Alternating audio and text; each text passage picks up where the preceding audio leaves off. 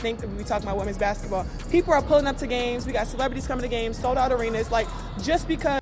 The drama surrounding Angel Reese's WNBA All-Star Weekend stunt didn't unfold the way her marketing team probably envisioned. What was intended to be a bold, game-changing moment in women's sports branding ended up feeling like a misfire timed poorly, perceived badly, and overshadowed by a glaring absence that made all the difference. This wasn't just about sneakers or rivalry or viral slogans. This was about a league still teetering on the edge of mainstream success, and how one player's injury exposed just how delicate that ascent really is. For months, anticipation had been building. The 2025 WNBA All-Star Weekend was supposed to be a pivotal moment, not just for the players, not just for the fans, but for the league as a whole. It was being positioned as the weekend where women's basketball could finally command the kind of national attention it has long deserved. The matchup at the center of it all, Caitlin Clark versus Angel Reese, a rivalry that, whether real or manufactured, had drawn unprecedented eyes to the sport. Connector between the coaches and then my teammates at the same time, whether, that's in the locker room at halftime, whether that's during time. Indianapolis was the stage. Clark's home court, the momentum was there. Ticket sales were booming. Hotels were sold out. Restaurants in downtown Indy were prepping for chaos, and then just days before tip-off, everything changed. Caitlin Clark, the sport's biggest draw, re-aggravated a groin injury and pulled out of the festivities entirely. No three-point contest, no All-Star game appearance, no face-off with Angel Reese. Suddenly, the storybook weekend had a gaping hole in its narrative. The player everyone came to see wasn't going to be there. And the fallout was immediate. Ticket prices collapsed, according to resale data. The average get-in price for the All-Star game plummeted from $121 to $64, a staggering 48% drop overnight. It wasn't just a small dip, it was the air being sucked out of the event. The main character had exited the stage, and without her, much of the audience simply didn't care to stick around. Fans who had planned their weekends around Clark scrambled to unload tickets. Hotel bookings declined. Restaurants prepared for crowds that never showed. The ripple effect extended far beyond the arena walls. But as all this was happening, one person leaned harder into the spotlight. I mean, yeah, we're getting clapped up left and right, but I still need to grab those me bounds and pad my stats because I need to be voted in. Angel Reese.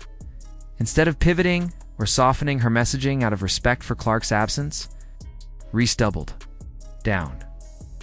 She rolled out a full-scale marketing blitz in Indianapolis under the slogan, "I'm in your city," a bold, in-your-face campaign complete with billboards, sneaker drops, Instagram posts, and territorial bravado. Walk in your trap. Take over your trap. It was aggressive. It was calculated. And it was, undeniably, a direct shot at Caitlin Clark, launched in the very city Clark calls home. During a weekend Clark couldn't even participate in. The intent was clear.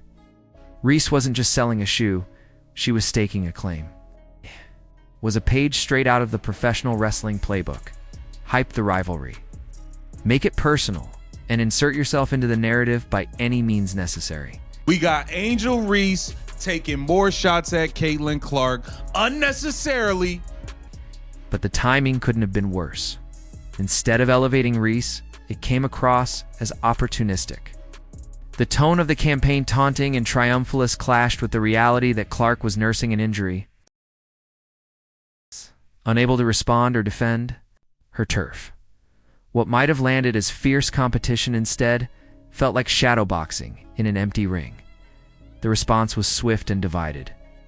Social media lit up with commentary, some praising Reese for her boldness, but many more criticizing the move as tone-deaf and classless. Why go so hard when your so-called rival isn't even playing? They asked. What are you trying to prove? Fans weren't just annoyed, they felt manipulated.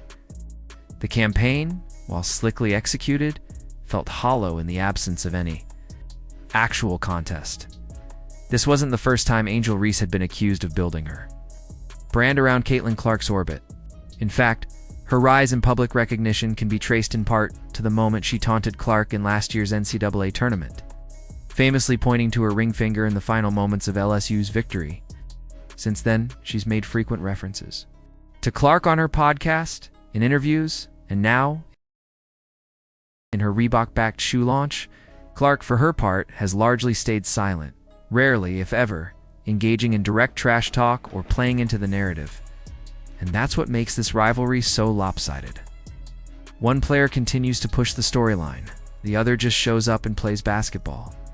When Clark does respond, it's not through slogans or billboards. It's with performances like the night she dropped 31 points and 12 assists in Chicago.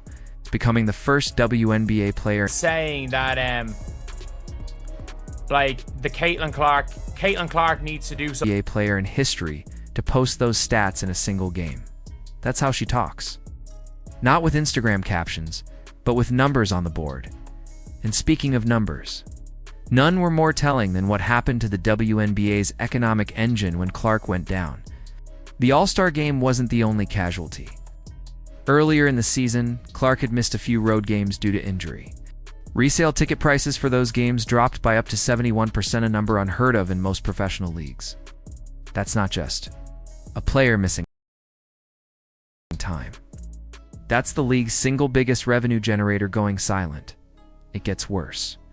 The All-Star weekend had been meticulously planned months in advance.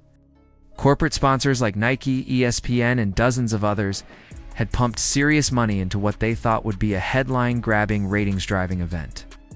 Arena seats sold out in hours. Event packages were booked. Merch was flying off the shelves.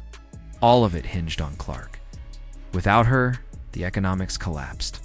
And in the middle of that collapse, ball fans, or are they Angel Reese, the content creator fans? the WNBA players chose to wear "Pay Us What You Owe Us" shirts during warm-ups. The intent was to push forward collective bargaining demands for better travel, higher pay, expanded rosters, and improved maternity policies, all worthy causes. But the timing? Disastrous. Fans were already frustrated. Many had spent hundreds of dollars only to see the main draw sit out. Ticket values had been slashed nearly in half, and in that exact moment, the players made a coordinated protest demanding more money. The optics were terrible.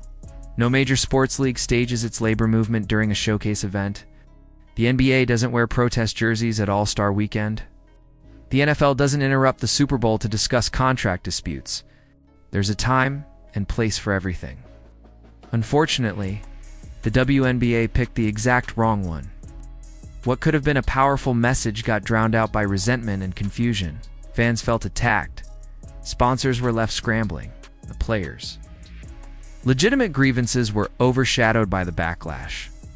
Even Clark herself has said the players deserve more pay.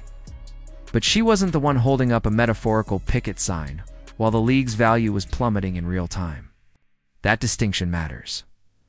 Ultimately, what this weekend revealed more than anything is that the WNBA's recent surge into public Of me! Everything Caitlin Clark has is because of me! Angel. consciousness is being carried by one player, and her name is Caitlin Clark. She is the gravitational center of the league's momentum. She's the reason people are buying tickets, tuning in, and talking. And when she's not there, everything deflates. Angel Reese may have tried to fill that void with flashy branding and big statements, but without a true rivalry, without real competition, the entire stunt rang hollow. Walking into someone's city and claiming dominance only works when they're there to push back. Otherwise, it's just noise.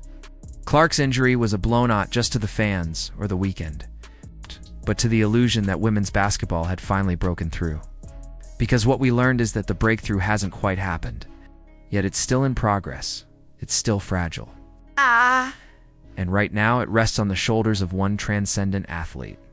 Angel Reese can keep swinging. She can keep dropping shoes and slogans and hashtags.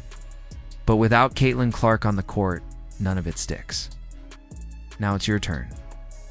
What did you think about Angel Reese's All-Star Weekend stunt? Is it bold, confidence, or badly timed opportunism?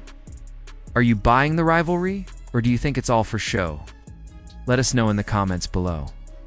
And if you're into deep dives like this one, make sure to like, subscribe, and turn on notifications, so you never miss the next chapter in this unfolding drama.